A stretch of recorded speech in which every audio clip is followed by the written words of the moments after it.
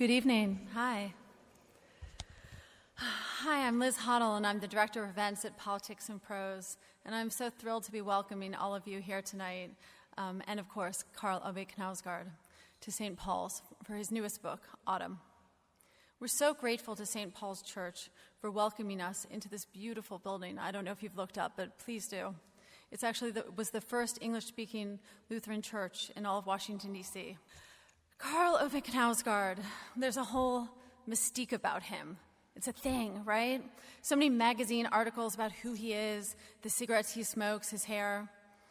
But, that's just noise. It's really distraction blurring why we are all here tonight. And that's the jarring, elegant, visceral truths of his writing. In his first two novels, Out of the World and A Time for Everything, and with this 6-volume series, My Struggle, he made new demands on us as readers and pushed our boundaries and our complacency with his unrelenting prose. His new book, Autumn, which is the first in a planned quartet, has a very different form and rhythm than his previous work.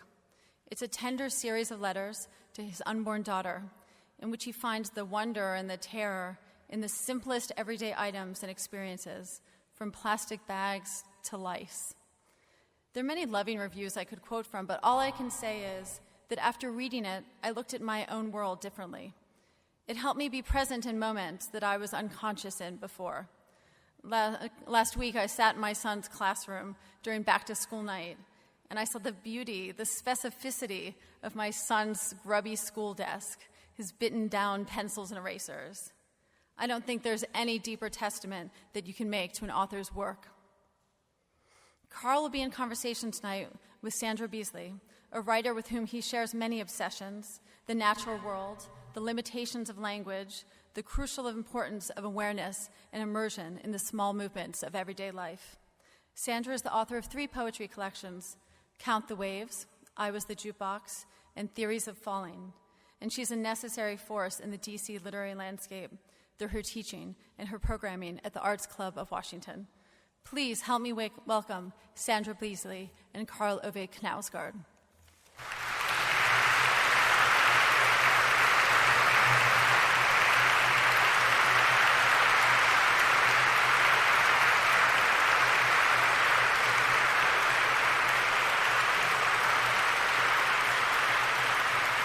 Thank you.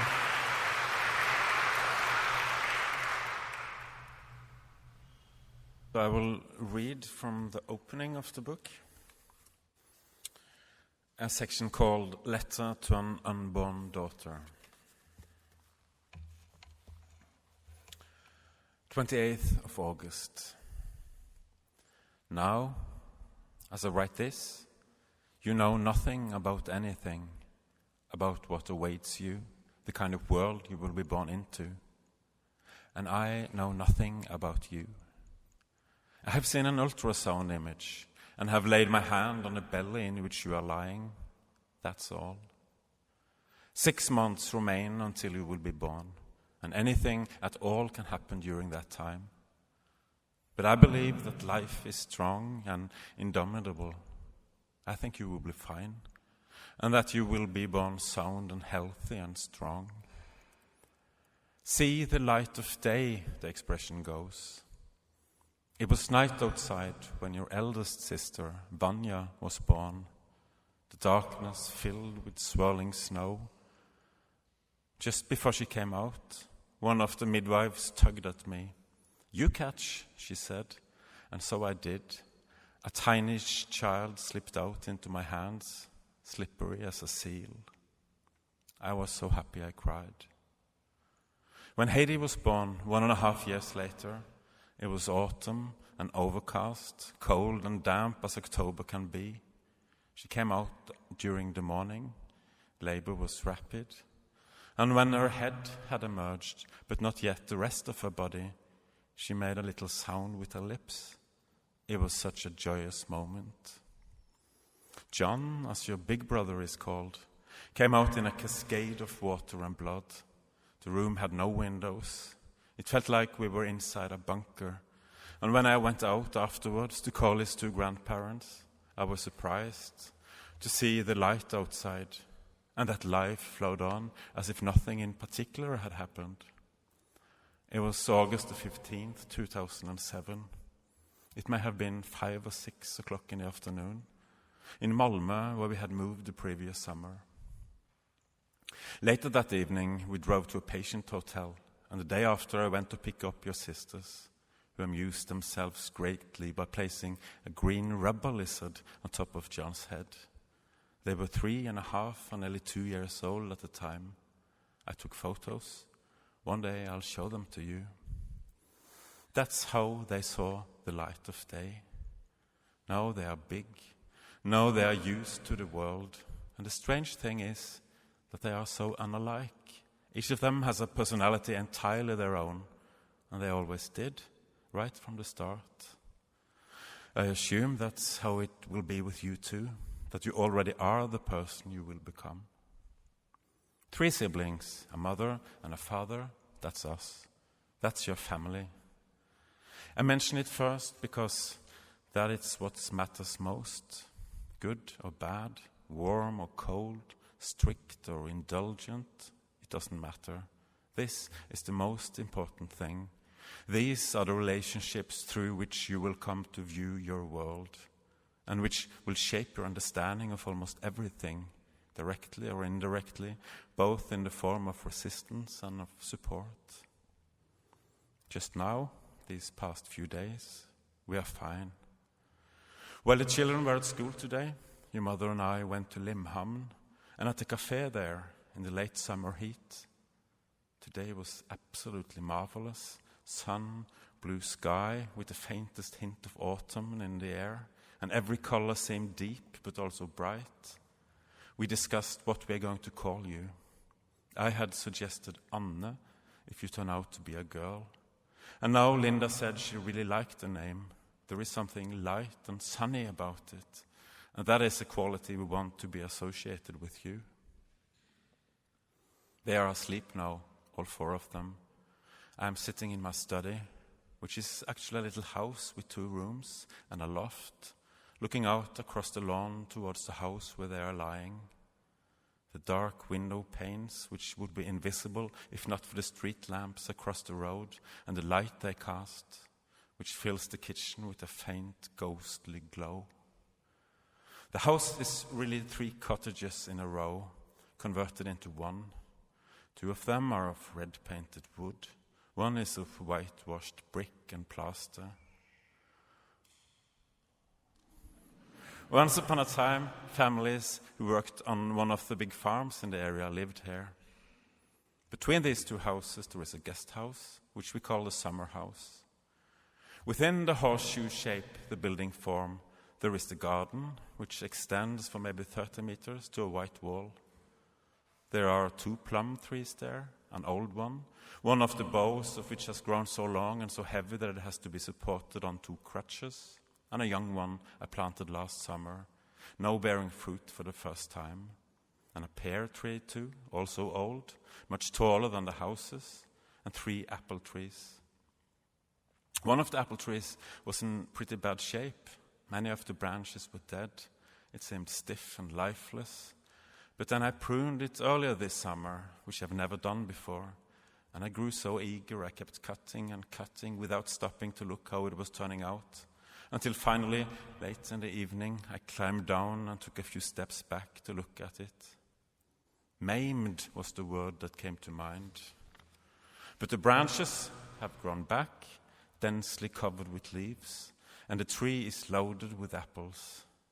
And that's the experience I've gained from working in the garden. There's no reason to be cautious or anxious about anything. Life is so robust. It seems to come cascading, blind and green, and at times it is frightening, because we too are alive. But we live in what amounts to a controlled environment, which makes us fear whatever is blind, wild, chaotic, stretching towards the sun, but most often also beautiful, in a deeper way than the purely visual, for the soil smells of rot and darkness, teems with scuttling beetles and convulsing worms, the flower stalks are juicy, the petals brim with scents, and the air, cold and sharp, warm and humid, filled with sun rays or rain, lies against skin, accustomed to the indoors, like a soothing compress of hairness. Behind the main house lies the road, which ends some 100 meters further on, in a sort of abandoned little semi-industrial area. The buildings have corrugated tin roofs, and the windows are broken. Engines and axle shafts lie rustling outside, almost disappearing into the grass. On the other side, behind the house in which I am sitting, there is a large farm building made of red brick. It is beautiful to look at, towering up amid the green foliage. Red and green, they mean nothing to you, but to me those two colors contain so much.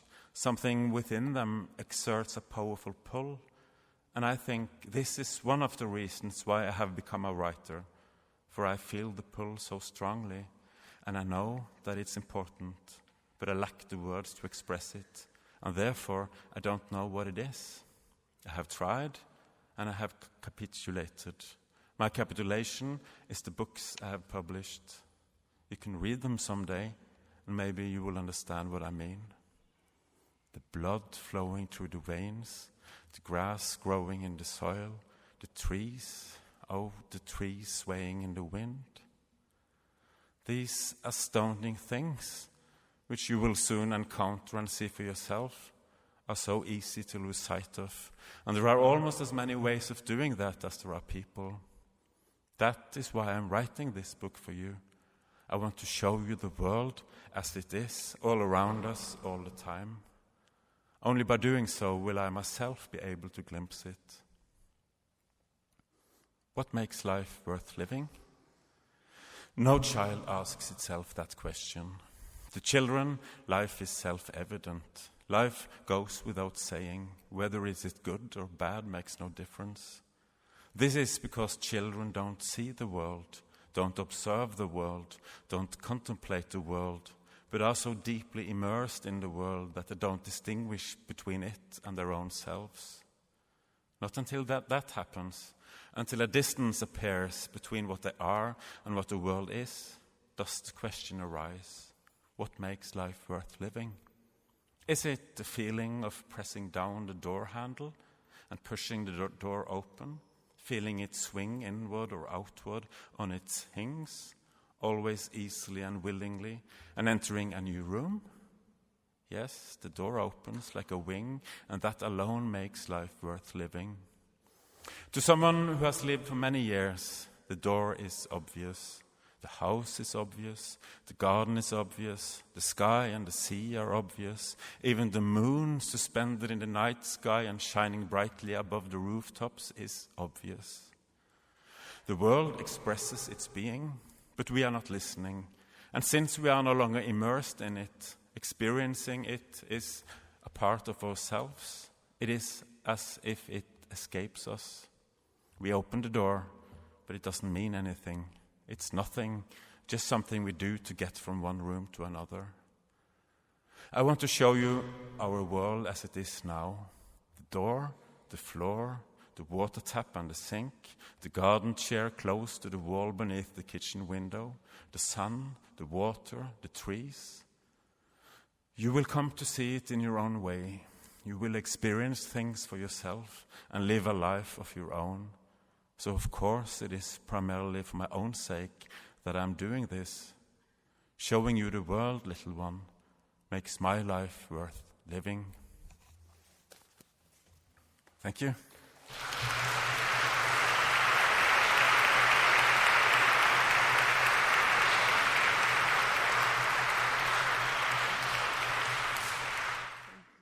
Thank you for that reading.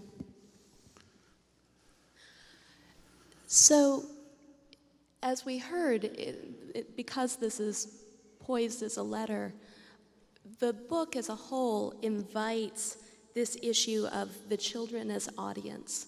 And I'm curious about that because I imagine that part of the confrontation with your previous large-scale project was the realization that this wasn't being written in a vacuum, that your children would read it. And here you're kind of preemptively proclaiming that. So can you tell me a little bit about how you arrived at that motivation, and then how that might have changed your process in terms of writing this book or quartet?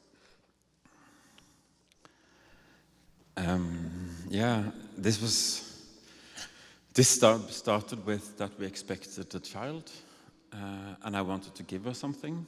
I don't know why I wanted that, but I wanted to do that, and I started to write because that's what I can do. I mean, I can't make anything with my hands, but I can write.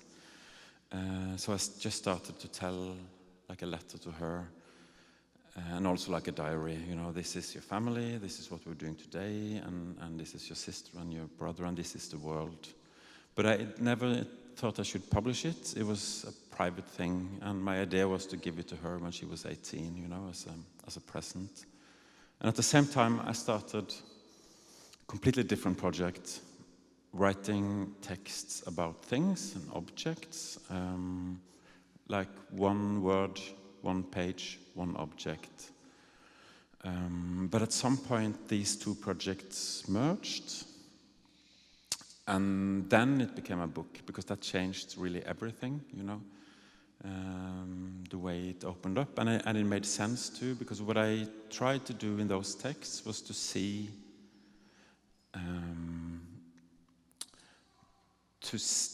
try to see things as they really are, you know. That is basically impossible. There is a great book about a painter. It's by Gilles Deleuze. He writes about Francis Bacon, and he starts the book by describing a painter's process. Where you have a blank canvas, and you have, you know, pencil and colors. And it is not about to put colors on the canvas. It's about to remove everything. You have to remove everything you know about the things and about how to paint, you know. And then you can start. And I felt much the same was what I was trying to do, you know, to get away the obvious, to get away the cliches, to get away, you know, everything. And that way of looking is a child's way of looking, you know. It is kind of innocent. And at least when I did that, it became innocent, because I think I am an innocent person somehow. And that was how the book, you know. And then the idea of making 4 books and write about a year turned up. And then I had this idea to invite other painters into the project. And they didn't read the text. They just got, okay, this is autumn. Can you make paintings to autumn? You're saying the image of a badger that's in this book was not inspired by the text? No. Oh my gosh. So and this is, so there's very much like those different kind of perspectives to things that I want to capture in this book. Well, that pushes us in the direction of 2 different artistic disciplines, both of which I'd like to talk briefly about. The first is in the direction of poetry, the way that you're talking about arranging, curating, and then kind of interweaving these sections feels a lot to me like the process of assembling a poetry collection. In fact, one of the things that I did was I looked at your table of contents, and I went back and looked at some of the table of contents for Sylvia Plath's books, because there's a few titles that are resonant, including The Interest in Bees. I believe you once said somewhere that the true task of poetry is revelation, and this idea of invoking the wonder. But I also learned a lot. It wasn't just simple sensory information, and I'm curious about the beekeeping and the badgers. There's this wonderful contrast between mink's desperation of knowing that it's being held versus the human beekeepers who are most beautiful in their subservience to creatures unaware of them. What was the research process for that? I mean, were you working with just natural knowledge, or did you go out and task yourself with reading up on something? If I've done this book 20 years ago, it would have been very, very hard and took a very long time. But now it is very easy to do research. So beekeeping, that was no research, because my grandfather kept bees. And this was a very strong visual image I had him in, these white garment things and gloves and nets and when you saw him from a distance out in the fields, it was like he was doing a kind of a ballet. I mean, very slow movements, and he was just, and that image, was the first that came to mind when I set out to write about bees. But in other cases, I did research, I just read about, for instance, I'm writing about owls, and I didn't know very much about them, and then I just read about them on the internet and had that as a starting point, the facts about them. Did you think at all about how, in the act of translation, you would then not only have your word choices chosen, but essentially your cultural references would be chosen too? An animal that might have a certain residence in Norway or in one country might have a very different set of emotions attached to it in another country. No, I never think about readers at all, because if I do, I start to, then I want to meet expectations, for instance, or I want to be clever or write beautiful or whatever. So when I'm writing, it's very, very important to be in a kind of a free zone where nobody is looking, no one is looking. So I never think about that. And I didn't really think that this book would be translated because it is such a small-scale project, to me. And it is also to my daughter. So it is. I did it, very much out of curiosity, because I never knew where the text would end. I never knew where the text about the bees would end when I started. And joy, because it was a joyful project. I mean, I have been spent many years, 3,600 pages on introspection, on my own life, on my interior life, on my, psychology and the terror of being me, so to speak. And that was kind of a burden to do. And this is the opposite. This has nothing, to do with my interior life. It's just about the outer world, So, yeah. In some cases, you arrived organically in these short sections, which I would, in many ways, compare to prose poems, especially if you look at the scale of the writing style in the books of my struggle and comparatively.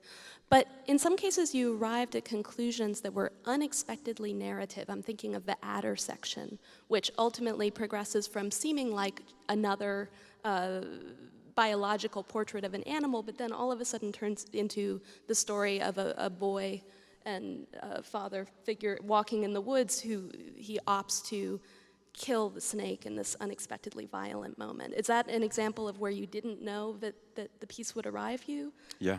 I mean, it's like that for all the texts and in all my writing, that I don't know where they are taking me. And that's the only way I can write, because I have to be curious, and I have to be, there has to be something to explore here. And if you write about what you know, well, then it's done. You don't have to write it because it is there beforehand, Mm-hmm. And that's, I think, very much of writing and very much of art and very much of filmmaking is about that, mm-hmm. to reach, the places. If you think that you know the world, and it is what you see is the world. If you go 1,000 years back, the world looked differently. We have concepts and we have ideas which shapes our world, and we take it for granted in the end. One thing, for instance, is the way which I discovered in this book. It's not a great discovery; it's a very little discovery, but it was. I never thought of it. It was the way we organize things in hierarchies. So we add value to, this, and we don't do that. Yeah. And there is a hierarchy. And in our social world, if there are a hierarchy, we challenge it, or we are aware of it. And it's the same in all kind of hierarchies, we do that. But not when it comes to things and objects in the world. It is just fixed, And so that's why I'm, writing about toilet bowl or vomit, with the same care and same, intensity and same focus as I do about my daughter's face or love or Mm-hmm. And in that way, it felt for me when I was writing that,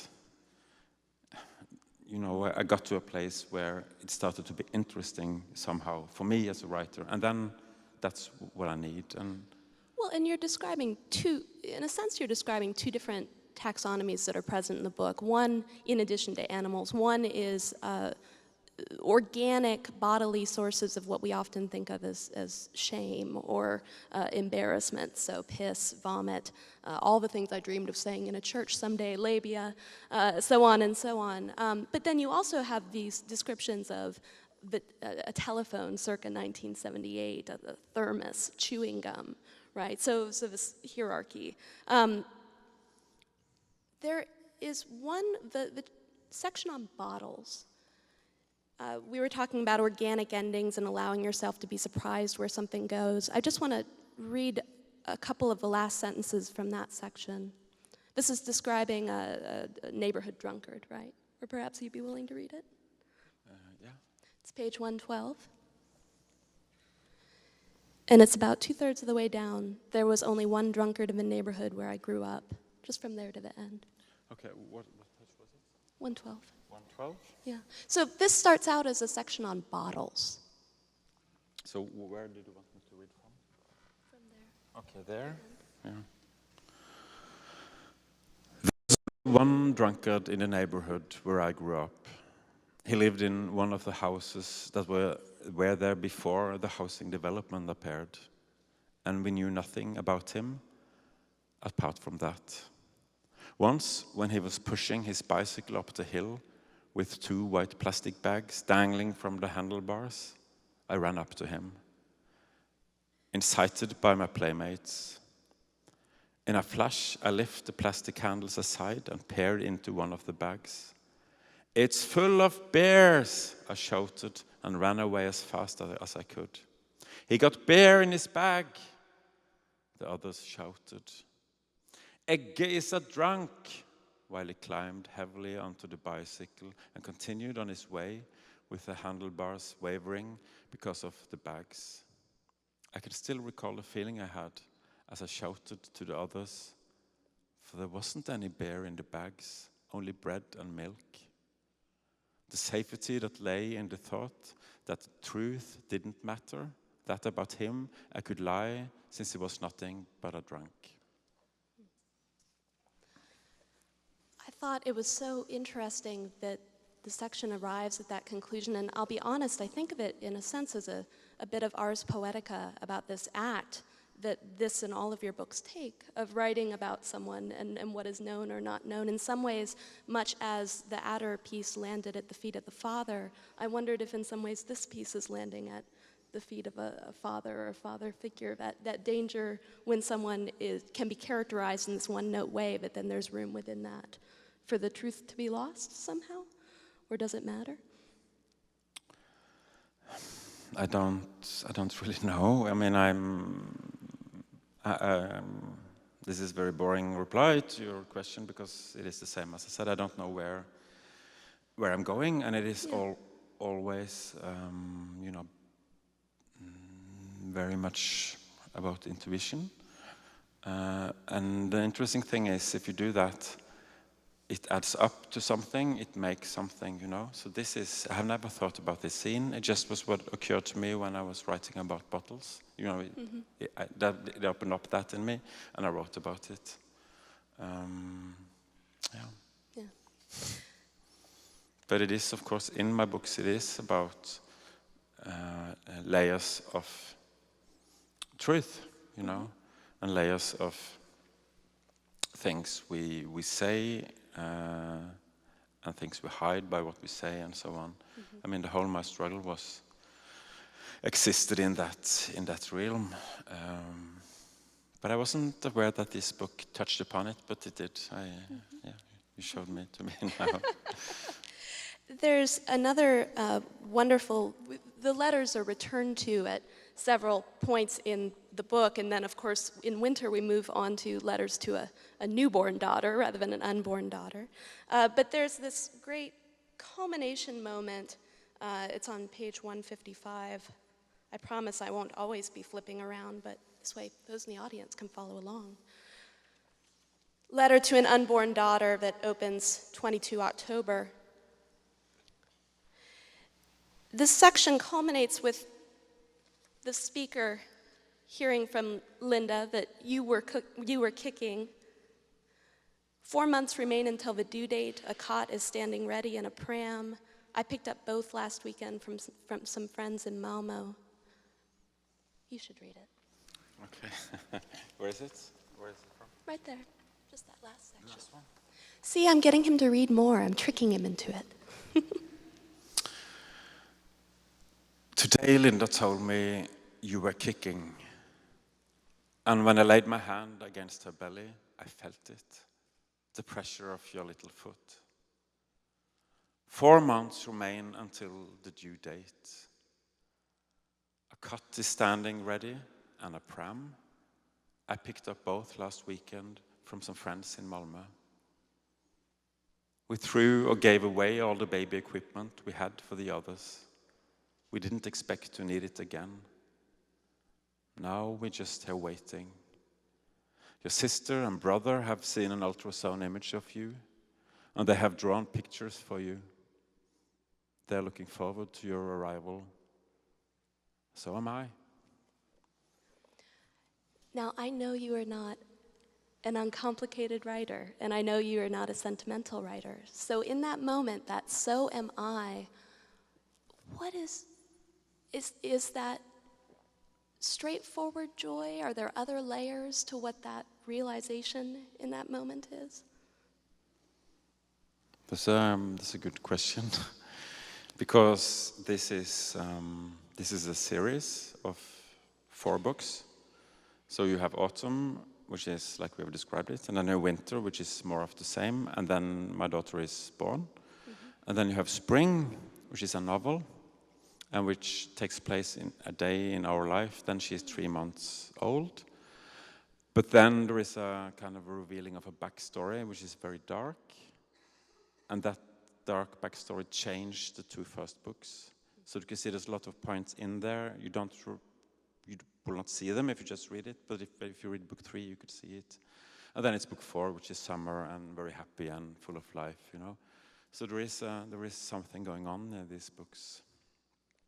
Too, it is not only joy, but what I wanted to express, I think, very clearly, and I wanted to write about very clearly, I wanted to be honest to her, and I wanted to say to her that, you know, life is hard, and it is terrible things going on, and it is dark, but it is also good, and it is also light, and it is also wonderful, you know, and that's the only, you know, moral in this book is that, and it's so simple and so childish, but it is experienced somehow, and I think that is if you write about something like this, you have the innocence, you know, but you also have those incredibly strong powers, which is, I mean, to be born, and you know, there is a lot of things in this area. That is not so straightforward, and it's very complicated. And it was such a joy to write simple about it and try to look for the simple truths, you know, in the writing. And I think that's my theory about literature, is that, you know, you write a book to be able to say something. So you have to create a room to be able to say something simple, banal, but it is true, you know. But you can't just go to the truth. You have to create a space that is true in somehow. That's my definition of writing, that you create that kind of room to be able to say something. And yeah. There are some very powerful lines in here about desire and shame, Eros and Thanatos, as kind of twin impulses, how they push-pull each other. And I'm curious, with that in mind, and some of these darker elements that become more emergent later on, that the apple motif that we heard in what you read and also is given its own section, were you consciously engaging the idea of the apple as the introduction of shame into the world of Adam? No. Nothing is intentional in this book. Yeah, but it is true. I mean, I wrote about apple, never thought of that. So it arrived via your hand. We touched briefly on the nature of the collaboration with illustrators. This is just a gorgeous volume. Will you speak briefly about the nature of collaborating with translators? Tell us a little bit about the translator for this quartet and what that process is like. Yeah, I'm very happy to do so. For My Struggle, Donald Bartlett translated it, and he did it, wonderfully. It is a great achievement, the translation, I think. It is like, I think it probably is better than the books in Norwegian. But for this, and then I also wrote essays that I needed to translate, and I worked with different kind of translators. And then I stumbled into Ingvild Børke. She's a Norwegian poet, and she has an American father. She studied here, so she's very good. And she started to translate these books. She is very, very close to my own language. And I think that's because she's a poet. It's like she's, gripping down into my way of thinking and how the language is moving. And it's very different from Bartlett. So it is almost like it is two different styles going on here. In Norwegian, it is more or less the same, but it's two different strategies in translations, and both are brilliant. And I think that's very interesting. You see, it is a matter of to choose, what you will show when you are translating. So Donald Bartlett have the overall impression, and the English or British or American sound to my world, But this is kind of closer to it, more like a poet, So it's different, and I love that I have those two possibilities for my work. I've been asked to make sure that we leave some time for questions from the audience, and so if folks can be sure to come on up and use the microphone, both for the benefit of the recording and for others in the room. Make your way, please.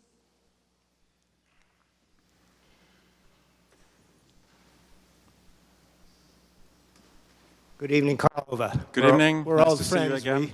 We bumped into each other outside, and I think I made you a little nervous, so I'm sorry about that. I have a question on, kind of unfair since we obviously haven't read Autumn, so I have a question on My Struggle. Yeah. And it's on the structure of the book. It's not exactly chronological, either starting in the beginning of your life or ending, and so I was wondering why you picked that structure. Is it there's something epic about it? It sort of starts in medias res and is going back and forth, or is it based on the themes of your life at any particular point in the book? Yeah. No, it is the same thinking behind that. There was no plan. There was no. I didn't plan anything. The only thing I knew was that I was going to write about my father's death. And I also knew that it is impossible to start there, because I wanted somehow, I had such an intense experience when he died. The first book is about the death of my father. And I wanted to recreate the impressions I had, the feelings I had, the emotions I had, and it was impossible just to go bang onto that. And death is also like a wall, it is hard to say anything about it, really. So I just started to write, completely accidentally about when I was 16 and when I was walking in the woods with bottles of beer, going to a party. It was a New Year's party. I was kind of refused, and we go back. And that took 100 pages to tell, and nothing had happened in it. And I didn't plan that either, but I saw that, and I realized, yep, this is life. This is, the banality of life, but it is also an entrance into death, because death has also this banality to it. And then it is like, if you experience it, it is like you are in a sea of everyday life and a sea of banality, and then death comes as a, something extremely intense and extremely charged with meaning. And that is kind of the structure of the book. You go there in this ordinary, boring, everyday thing, and then there is a kind of use something, charged with meaning. And then in book 2, it is basically the same structure, but then you have love and children's birth as those kind of places where everything is full of meaning. And another thing I didn't want to do was to have a straight narrative. Because if you use a straight narrative structure, you tell a certain thing about the world, and that's a way we normally are shown the world, and normally we experience the world. I mean, the news have a set up like stories, and everything is, like stories. And in book 2, I experimented with that because there are no narratives. It is just episodes after episodes after episodes, digressions. It's like it's all is flat in a way instead of doing that. And I think that is closer to my experience of life. But it's not like I thought, okay, I'll make this form and then I fill it with what I have. It is like there is kind of an organic thing in that kind of writing, that you put something in and you get something back and it changed and then you go there. It's hard to explain, and it is also very much about rhythm, and it's also much about how much can you take of details before you need to go back to something interesting. And that's another rhythm. And then when I've done those 2 books, sorry for the long answer, but it is 6 books. I thought I had finished the project. That was what I wanted to say. And then my editor suggested we publish it as 12 books. In the end, it was 6. And then I decided to write 4 more during that year. And then I had so short time, I had to write novels in 2 months each. So then I just, decided childhood, adolescence, student years, and then book 6, which is completely different. So it just happened, everything. But this came on the background of 5 years with writer's block, where I wrote every day without, coming any place. So I had 800 pages with beginnings, with 1 sentence or 1 page, all starts. And if you do that, if you just do things, every day for 4 years, it is like you are practicing. It is like you are doing something. So when the wall broke, it was just to write. It was like playing music or something. I don't know how to ask a question that leads to such a great answer. I've a comment, a request, and then a simple question. The comment is I'm in the middle of book 5. We're in Bergen, and you're in school, and you're convinced absolutely that you're not a poet. And then you stand up there and read this book that was translated by a poet, and I could see you swaying, and it was prose poetry, absolutely. The whole thing had a cadence to it that was quite amazing to me as poetry. And so the request would be that if anyone asked you if you would do a book on, an audio book of your reading, it would be so wonderful to spend 16 hours listening to you read through your poetry. My question is a detailed question about how my struggle came about, in that, did you take copious notes, or do you have an amazingly precise memory, or did you just make things up again as you went through?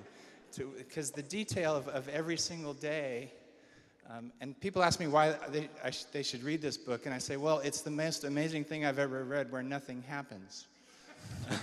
And it's the details that is amazing to me. So how did you find those details when you were writing? Yeah, I think 2 of those books starts with saying and establishing the fact that I don't really remember much. I think the childhood book is like that. I don't really remember much, and I have maybe 10 iconic memories, and then maybe 30 photos or something, and that's it. And I don't remember much more. And then a book follows, which is full of details from childhood. And it seems like a contradiction, but it isn't, because I think we can't manage to remember everything. The most fantastic short story I know is Prose, and it's about a man who remembers everything. And he's completely passive, he can't move, There's so much.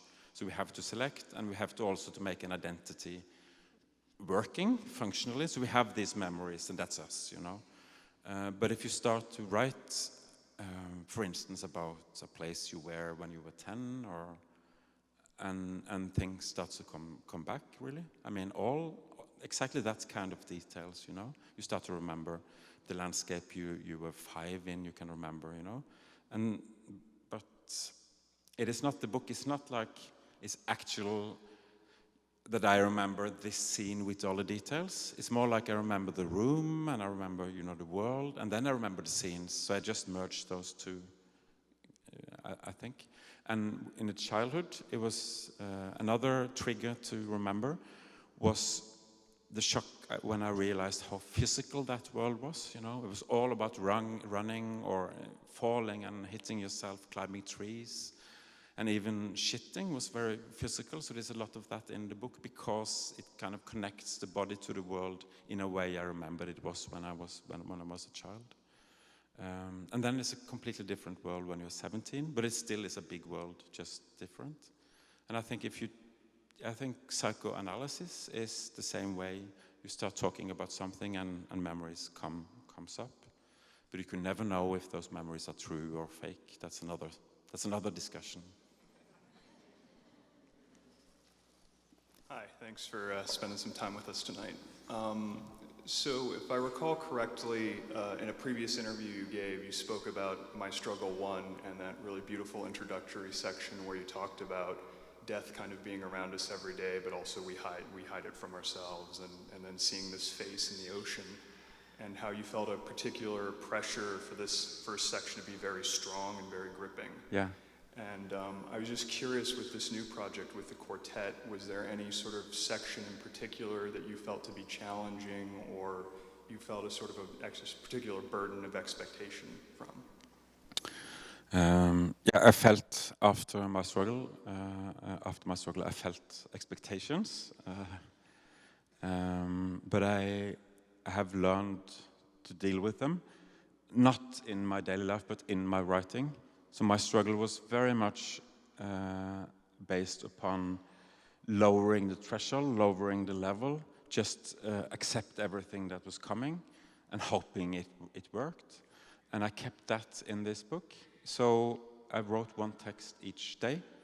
And when I have picked a word I should write that day, I couldn't escape it. I had to do it. And all the text I did is in the book. So you have also you know, bad texts, you have okay texts, you have very good texts, and you have all kind of things. So it is possible to, you know, slaughter this book completely, and it has been done, I have to say. I don't think my publicists want me to say exactly what I said about it, but anyway, it is possible. It is possible to do. But I'm interested in what quality is, you know, what is it? What is literary quality or quality in painting, you know? Because I think there is much in banality or innocence or naivety or which is about being un-God, have no God, and that could be great, and it could be stupid. And it is, if it's stupid, it is very dangerous to go there, you know? But I have, in these books, I've said to myself, it's okay, I do it, and I leave it. Because there is something I'm interested in, and it might not be the end of the world, as some people would say, well, this is shit, you know. It's so to me, that's what I do. I try to be free and try to be able to write as openly as I can. Yeah. Thank you. We're going to take these last 3 questions. Hi. Thanks for coming tonight. You talked a lot about tonight about the new book as being a turn toward objectivity, away from the kind of just, you know, the boundless interiority of my struggle. I'm just wondering, was that easy to do because you were sick of the interiority of my struggle, or was it a challenge to take this turn toward the objective world and objective description? And that's it was such a relief, and it was also very joyful to do it. But it was also challenging, and the challenge was that you have so little space to each text, and to not to do the same thing every time, because if there is a pattern, it's easy just to follow the pattern. So to change it, so it was. And the other thing that was difficult was to start again with something new, you know. Every day. But I've always liked, encyclopedia and those kind of short texts, description of the world, which you think is the world, and you think it is very objective, and you don't say, well, this encyclopedia text was badly written, because there is a certain authority in it, and it was great to play with that objective description of the world, and then, pour in your own emotions or whatever, your own ways of seeing things. So there is an objectivity and a subjectivity, and I think that's that's how the world is. I mean, there is no such thing as an objective world; doesn't exist. So, yeah. Thank you.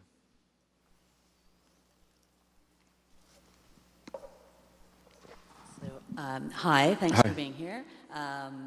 In reading the first parts of Autumn, I was struck by the fact that some of the phenomena and some of the objects that you describe with really a sense of wonder that suggests that there really was not a research process for any of these things, and yet in the conversation here you had described that there was, at least for some of them, some amount of exploration. So I'm wondering what types of things you decided needed exploration, what sparked that, or if that just you felt kind of a need inside, this one, I need to look something up. Yeah, I can have a look and see.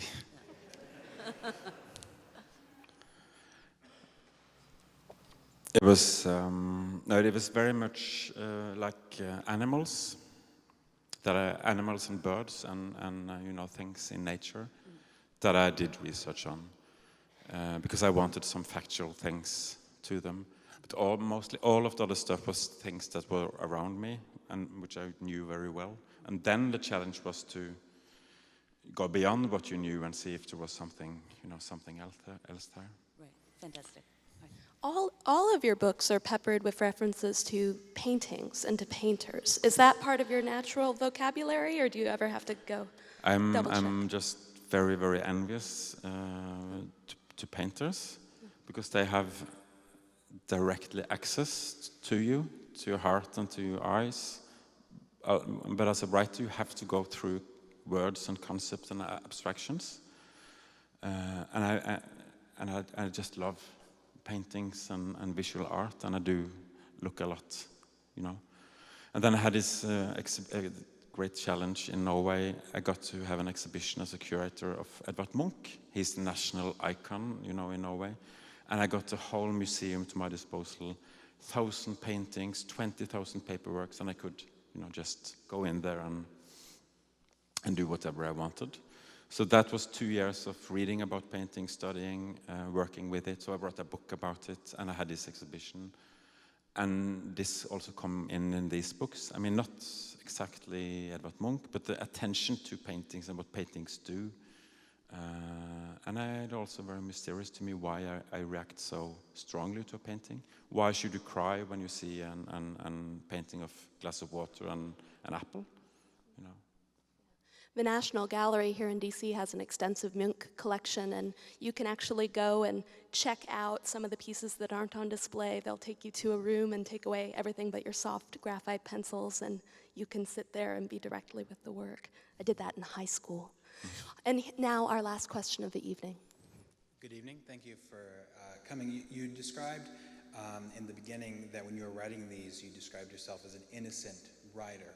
But I think you're not an innocent person, and I'm wondering how you get from, how you regain the innocence, or how you try to regain the innocence for the writing. I think it is the other way around. I think I'm an innocent person and not an innocent writer. I think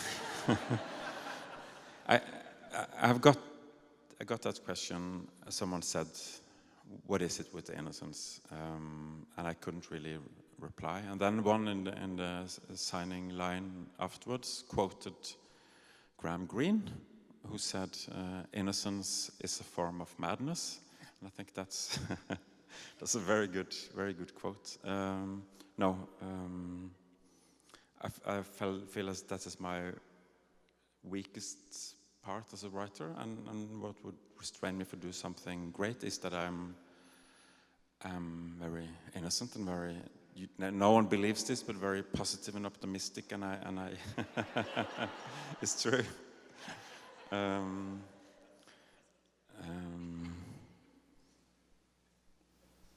And it's like I never suspect other people that I have hidden agendas or motives, or I'm not really able to see other people at all. So that's a challenge for me. But in the books, it is a bit different, I think. But that's because I'm also aware of it. And in this book, I use it try to use it as a force, you know. But when I occasionally read my own things, that's what makes me, you know, be ashamed. Or that is that stroke of naivety in everything. Oh, you know, come on. So I struggle with it, and it's yeah. Thank you for the question. Thank you very much. Thank you very much.